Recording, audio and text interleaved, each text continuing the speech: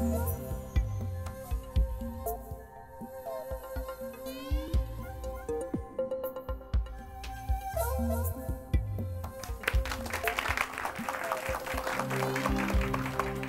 so I'm Julie, and I do teach in the Community Planning and Development Program at Trobe University in the Bendigo campus.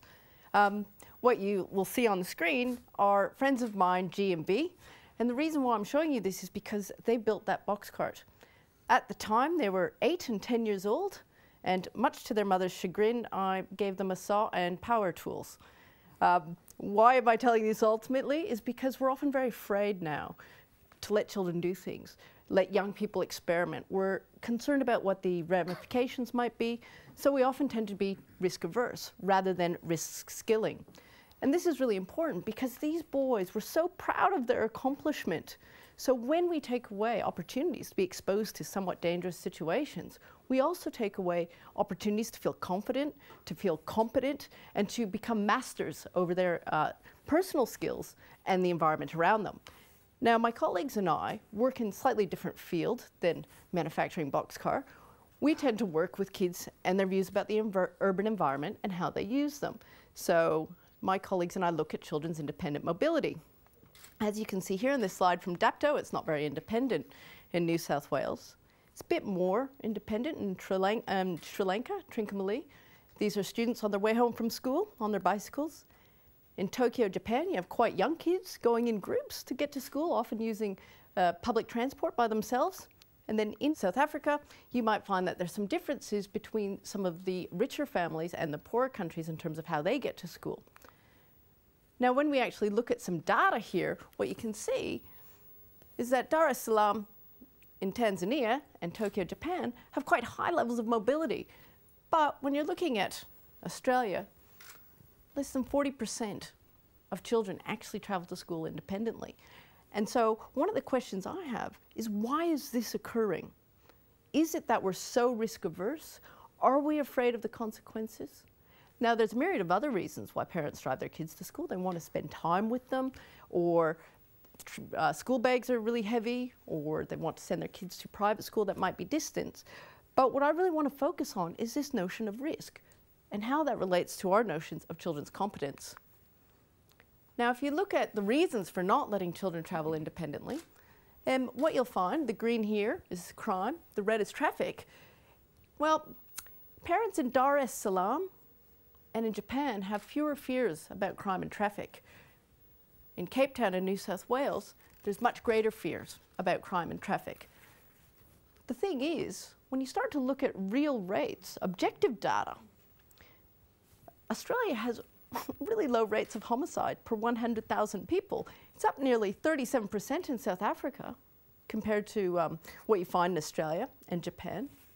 And then if you look at rapes per 100,000 people, Australia unfortunately is quite high, but not as high as South Africa. And within that, there's also different reporting mechanisms. So it's likely that you would have more reporting of incidences in Australia than South Africa. And when we start to look at traffic, we have streets like this in Melbourne, driving situations like this that often occur in Sri Lanka and South Africa, high density in Tokyo and Japan, but still, for some reason, the traffic fatalities are still really low in Australia compared to other nations like South Africa and Tanzania. So what we have is a picture here where objectively, if we take our emotions out of it, Australia is an incredibly safe place. Now, I'm not trying to say that parents are irrational in their fears, as some people in my field do say.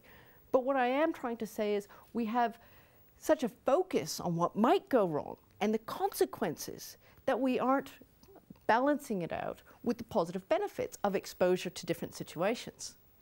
So if we look at it and we look at the broader context, if we look at media, if we look at policy, we find that we tend to situate children in dangers in this sort of linear approach, where you have a hazard, an event, or a situation, and it harms a vulnerable child, leading to long-term serious consequences. Alternatively, we look at kids and say, hey, do you know what? You're the cause of accidents. You're going to harm yourself or others, and leading to long-term damage. And we keep expanding this view of what is damage, what is harm. So if you look at this, I don't know how many of you are very good with bell charts, but I became very good at it while doing my thesis. Right here, you might have the worst case scenario and the diversity of kids. So within this bell curve, what you find that there's a vast diversity of kids. Some are really, really good at things, some are not so good at things. And traditionally, policy used to focus on the worst case scenario. How do we help those children most at risk, most needing the help, or their families? And then we had the calculated average, being average was okay. Unfortunately, as time goes on, we find that policy keeps expanding. We keep going after more and more situations. We keep identifying more ways that children might get into danger, might be harmed, the damages that they might encounter, and it keeps going. And frankly, at the far end, not the worst case scenario end, but at the most competent end, we're now undermining what we believe or what we understand to be children's abilities. And that, I think, is a very dangerous situation. And I think that that contributes to our collective view of risk and fear and why we are concerned about letting kids do things and go places on their own. Now, with policy and media always focusing on the worst case scenario, it's a difficult situation because although they want to publicize potential dangers and create warnings, they're feeding into parents' worst nightmare. Their child will go out, they will be harmed. However, while parents are worried about the consequences, they're also dealing with the fact that their children are growing up. And as they grow up, as they gain more exposure, more experiences, as their skills develop, their relationship with their children and with between their children and their environment changes. And we need to be able to set kids up with a variety of skills, a variety of talents, an ability to read different social situations in a variety of ways. But I have to wonder whether we are doing this. What you have here, and this is an example of what I think happens, is I was driving along, and these are G&B. They've come to visit me where I live in Castlemaine, and we want to go swimming. And so we went to the reservoir, and we see all these kids going on this rope swing, and they're holding on and screaming and flying out into the water, dropping down. I said, let's do it. And the kids looked at me and went, whoa, because they've never done it. They're from the inner city. Anyway, we get there, and we look, and it's a steep bank. There's lots of rocks, and I said, right.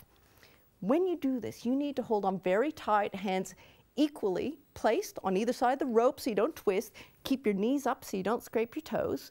And when I yell drop, drop. You cannot second guess me. You cannot argue with me. You cannot hold on. You just do immediately what I say. And they said, why is that? And I said, well, you might swing back. And they looked at the rocks and they said, ooh, we could fall and crack our head opens and die. And I looked at them with great glee and I said, yes. And that was very, it's trepidation, scary, so starting on smaller levels. The kids did this, and they dropped, and they got excited. They learned a new skill. They were happy with themselves. They also learned to assess risk. So when it was my turn, they told me when to drop. They understood the arc, and they understood the potential consequences of what would happen. These are all things that we need to remember and keep in the forefront of our mind, because one day kids do grow up, and we have two choices.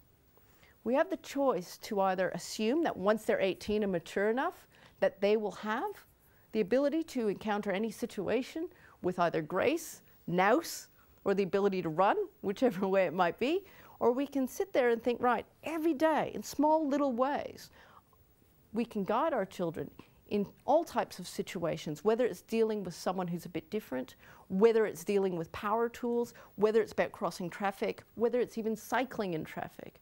Whatever it is, we do have the choice. Leave them till the end, till they're off in Europe or other places, looking at maps and trying to figure it out on their own, or throughout their lives so that when they do go out into the world, they're able to master their situations. So, thank you very much.